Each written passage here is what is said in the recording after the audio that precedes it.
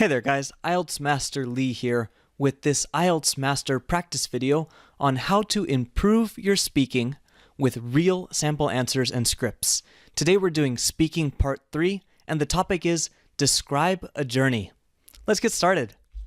In this lesson you will, number 1, learn or review a technique you can use for practicing speaking part 3.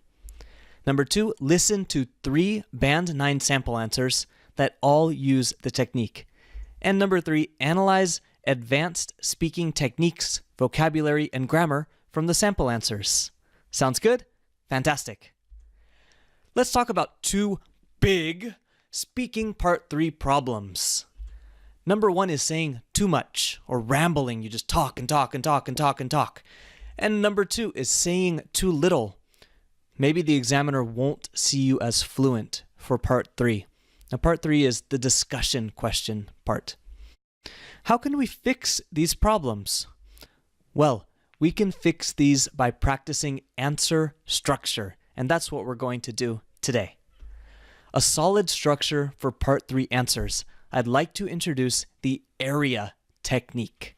All right, so this is answer, reason, example, and finally alternative. You'll notice the alternative is in parentheses. Alternative is optional. You don't need to do this one, but you can. So let's look. Number 1, you need to first answer the question the examiner asked you. Number 2, give a reason for your answer. For example, this is because. Number 3, include some kind of example. For instance, in my case, something like that, some kind of example. All right? And finally, optionally, you can give an alternative answer, a different answer. For example, on the other hand, we include this because sometimes when people are giving an answer, they think about something else. They think of a different way to answer the same question. It's not uncommon for native speakers to do this or for second language learners to do this. Everyone does it, and so it's okay to include this in your part 3 answer as well. And one final thing that I do want to mention is if you practice a lot with this technique, giving good answers on the real test will be much, much easier. All right, so practice with this technique. Practice by giving your answer, a reason, an example, and sometimes, if you want to, an alternative. And on the real test, you'll be able to give nice, beautiful, complete answers. And that's what I want you to do. Okay? Great. Let's take a look at some sample questions and answers.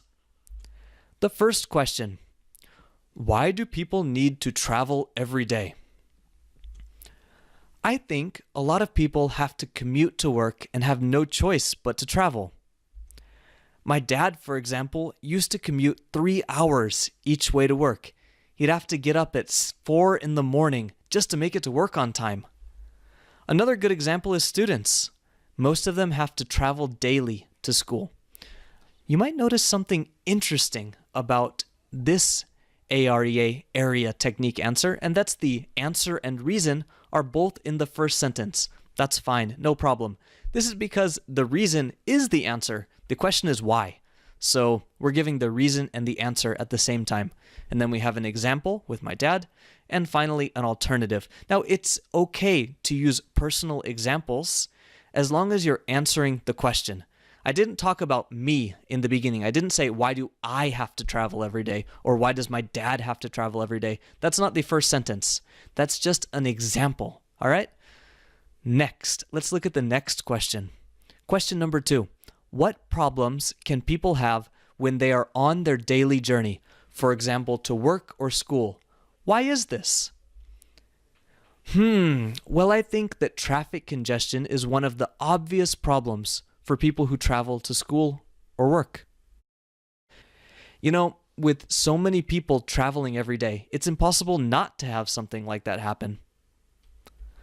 One of the reasons my dad had to wake up so early was that the traffic on the freeways from home to work was always crazy. With no traffic, he could have gotten there in probably half the time. All right? With this one, we don't have an A. We don't have an alternative. So we just have the A, the R, and the E. These are the most important parts. Question number 3. Some people say that daily journeys like these will not be so common in the future. Do you agree or disagree? Why? Will daily journeys become less common? That's an interesting question. It's possible that people won't need to travel to work or even to school as often as they do today. With the internet becoming faster, more people are able to work from home or at an office close to their house. And I can see this trend continuing in the upcoming years.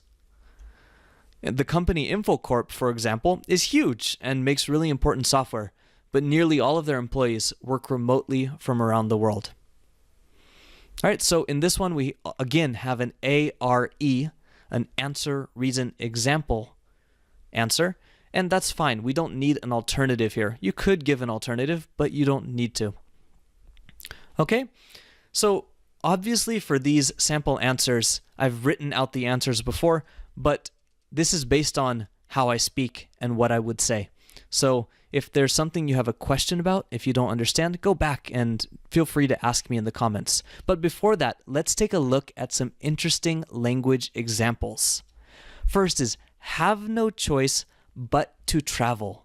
Have no choice but to travel. The only option I have is to travel. Or you could also say, have no choice but traveling. That would be fine as well.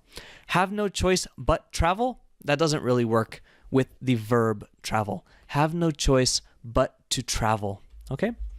Next, used to commute and he'd have to get up. Now, I could say used to commute and he used to have to get up. And that would be okay too, but I don't want to say used to twice. It's not natural for me to say used to twice so closely in two different sentences. So the first sentence, I'm using used to commute. And in the second one, he'd have to, or he would have to. Now, this grammar, would have to, this has basically the same meaning as used to. It might be a little bit different, but it's basically the same. So I'm just changing the vocabulary or the grammatical structures I'm using, even though they have the same meaning. All right? Next, number 3, students. Most of them have to. So something I hear often from people who are still learning the language is overgeneralizing. That means saying everyone is this way or everyone is that way. Instead of saying students have to, I said most of them have to. Most students have to. This is a little bit more accurate, and I think it's more natural for high level or advanced level speakers. Okay, next, number 4. With so many people traveling every day, it's impossible not to have something like that happen. Now, this with something ing, and then the second clause, this is a cause and effect grammatical structure. So this cause and effect grammatical structure, I use it a lot when I'm speaking, especially when I'm speaking in something like an interview or something formal. I'll use grammar like this. And here's another example. With the internet becoming faster, more people are able to work from home or at an office close to their house. And this is also cause and effect. And I think there's one more example back in the sample answers I was giving, so you can go back and check that if you're interested. All right, these are the 5 examples we have for today of interesting language from my sample answers. Great job. For more IELTS practice, please subscribe to our YouTube channel. You can find us at youtube.com/IELTS Master or IELTS-master.com. And finally, please let me know, what do you want to see next? I'm excited to help you. Please tell me in the comments and I'll put it on my list. Thanks and have a fantastic day.